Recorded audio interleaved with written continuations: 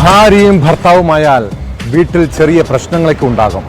അതൊക്കെ ഒന്ന് സംസാരിച്ചാൽ, ഒന്ന് ചേർത്ത് പിടിച്ചാൽ തീരാവുന്ന കാര്യമേ ഉള്ളൂ. എന്നാൽ ഇക്കാലത്ത് പല കുടുംബങ്ങളിലും ഉണ്ടാകുന്ന ചെറിയ അഭിപ്രായ വ്യത്യാസങ്ങൾ അക്രമത്തിലും കൊലപാതകത്തിലുമാണ് കലാശിക്കുന്നത്. കൊല്ലം കൊട്ടാരക്കരയിൽ കുടുംബ വഴക്കിനെ തുടർന്ന് ഭാര്യയെ ഭർത്താവ് വെട്ടിക്കൊലപ്പെടുത്തി. പള്ളിക്കൽ സ്വദേശിനി സരസ്വതിയെ കൊലപ്പെടുത്തിയ ശേഷം ഭർത്താവ് സുരേന്ദ്രൻ പിള്ള പോലീസിൽ കീഴടങ്ങി. സരസ്വതി അമ്മയുടെ കൈകൾ രണ്ടും കയറുപയോഗിച്ച് കെട്ടിയിട്ട ശേഷം കഴുത്തറത്ത് കൊലപ്പെടുത്തുകയായിരുന്നു.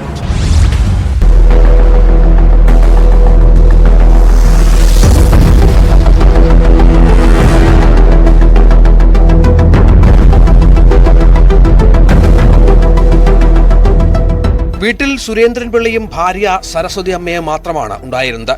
രാവിലെ 10:30 വീടിനുള്ളിൽ വെച്ച് സുരേന്ദ്രൻ പിള്ള പ്ലാസ്റ്റിക് കയർ കൊണ്ട് ഭാര്യയുടെ കഴുത്ത് ഞെരിച്ചു.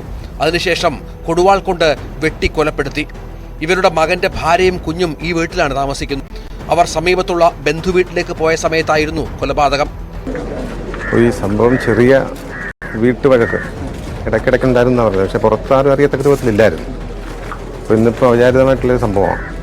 ഇങ്ങനെ സാഹചര്യം ഉണ്ടാകുന്നൊരു വിചാരമില്ലല്ലോ. പെട്ടെന്ന് ഇങ്ങനെ ആൾ വിളിച്ച് പറയുകയാണ് ഇങ്ങനെ കഴുത്തറത്ത് കൊല ചെയ്യപ്പെട്ടു. അങ്ങനെ ഞങ്ങൾ ഓടി വരുന്നത്. കൊലയ്ക്ക് ശേഷം മകന്റെ ഭാര്യയെ ഫോണിൽ വിളിച്ച് സരസ്വതി അമ്മയെ വീട്ടിൽ കൊന്നിട്ടുണ്ടെന്ന് പ്രതി പറഞ്ഞു. തുടർന്ന് ഓട്ടോറിക്ഷയിൽ കൊട്ടാരക്കര പോലീസ് സ്റ്റേഷനിലെത്തി കീഴടങ്ങുകയായിരുന്നു.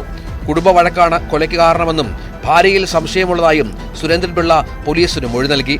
പോലീസും ഫോറൻസിക് വിഭാഗവും സ്ഥലത്ത് പരിശോധന നടത്തി. ഇൻക്വസ്റ്റ് നടപടികൾക്ക് ശേഷം പാരിപ്പള്ളി മെഡിക്കൽ കോളേജിലേക്ക് മാറ്റിയ മൃതദേഹം പോസ്റ്റ്മോർട്ടത്തിന് ശേഷം ബന്ധുക്കൾക്ക് വിട്ടുകൊടുക്കും.